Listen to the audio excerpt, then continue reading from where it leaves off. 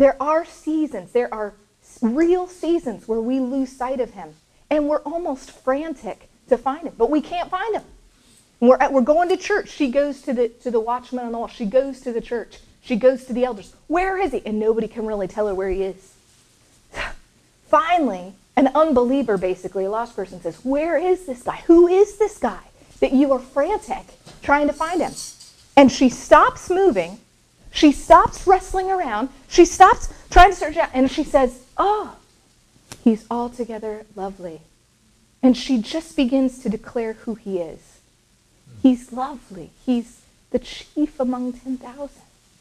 He's like gold. Everything he says, it's da-da-da. And she's going on and on. We've talked about this, I think, the first time we met as a church. She's going on and on about who he is.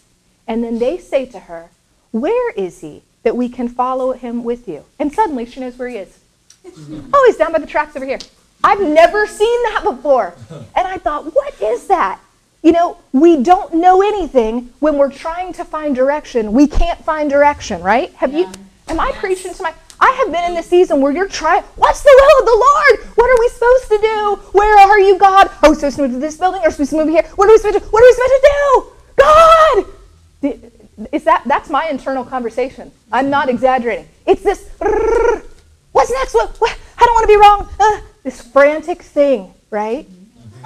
And suddenly someone comes and says, who is this guy? And you're forced to remember who he is. Good. And suddenly in that place, you know exactly where to find him. Mm-hmm. Amen? Good. Oh, if that's not a word for us, I don't know quite what is. That was really what my breakthrough was all week. Instead of trying to figure out what we're supposed to do,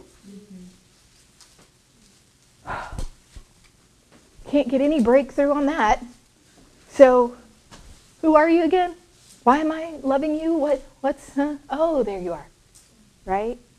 Oh, we are called to live lives fixed on the person of Jesus. Amen? Yeah. This church, this company of people, I mean, surely we're called to the nations. There's no doubt in my mind. Surely we're called to take ground in the city of Orlando. There is a mandate on this company to see revival breakthrough in Orlando. I'm sure we will see it. There's no doubt in my mind. But that cannot be the focus of our hearts. Yeah. The focus of our hearts must be Jesus and who he is. This is what we're called to. This is who we're called to, a person, not the ministry even of revival, but we're called to the person of Jesus. It's impossible. I mean, everything in God just seems impossible, and yet it's easy all at the same time. Right? It's like, oh, how does all this happen? Oh, there you are. You're beautiful. You're beautiful, Jesus. You're beautiful. There's this thing, I don't know, my dad will say, we have conversations. I think some of my most interesting conversations I've ever had have been with my father, who, if you haven't met him yet, you should meet him. He's right there, Tom Wynn. We talk about the poles reversing and the universe expanding and speaking the word love to plant objects and watching it. I mean, we have the best conversations. And I love the way his mind thinks. And he'll just say little things, and they will stick with me for months and years. I will keep thinking on them. And I've been thinking about this thing he said, which I never looked up until this week. But he had told me one time that the universe was expanding. All week, I kept thinking about that for some reason. The universe is expanding. And I think he said at the speed of light. Well, I looked it up, and lo and behold, he was right. I looked on the NASA page. Just you can Google that stuff, and you can find anything you want to find. I looked at the NASA page, and here it says, see, on page 1, it was later found that the universe is growing, and it grows faster every day.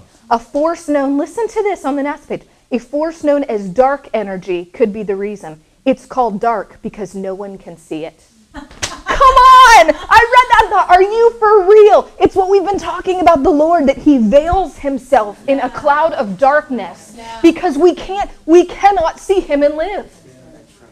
Why is the universe expanding? Oh, it's a dark energy. You can't look into it, and it's going faster and faster. It's so phenomenal to think about some of the things in God, and we're so worried about, God, am I going to have enough money for my rent next week?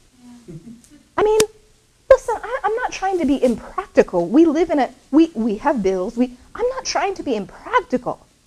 But goodness gracious, we need a view of God that is true. Yes. Right? Yes. The reason we're biting our nails over our money is because we have not reconciled to the fact that we are praying to the God of the universe, and the universe is expanding faster than the speed of light. Let's think on that for a minute and then pray for our finances. Let's think on that truth for a minute and then pray for the ending of cancer. Just like Larry was saying, big God, little cancer.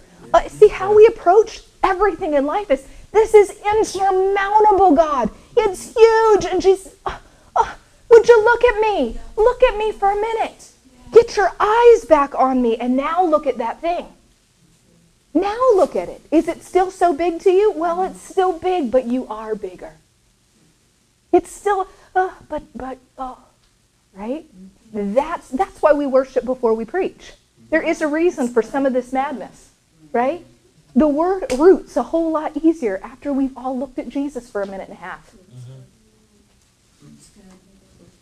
The universe is expanding. Life is expanding. I don't know, I'm on this kick. Looking at life, it's a cell, then it's 2 cells, then it's 4 cells, then it's a body. Here's the baby. Here's the baby. Give me the baby. 10 weeks. Hold it up like that. 10 weeks. 10 weeks. 10 weeks. It started with the cell. 2 cells, 4 cells. Maybe I'm getting it slipped, but it's close to what I'm saying. 2 cells, 4 cells, 8 cells, 16. Life expanding at the speed of light. To quench something in God, takes you've got to come at the thing to kill life. Right? God has put a seed of life within us. He has put the deposit of life within us. This is what it says. I was reading Matthew 13 and 14. That's what, bawling yesterday. Look, just in the middle of that, pick Matthew 13, 14. I don't know why. And he's giving the parables of what is the kingdom of heaven like. It's like the smallest mustard seed that becomes the greatest plant. It's like a tiny little yeast. And you put it in and it leavens the whole loaf.